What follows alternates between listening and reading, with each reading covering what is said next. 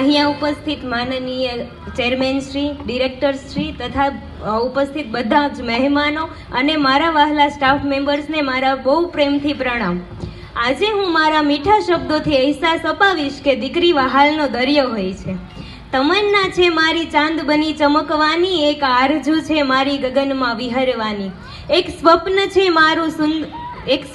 છે મારું સૂરજની કિરણ બનવાનું, એક ઉમંગ છે મારું આદર્શ દીકરી બનવાનું.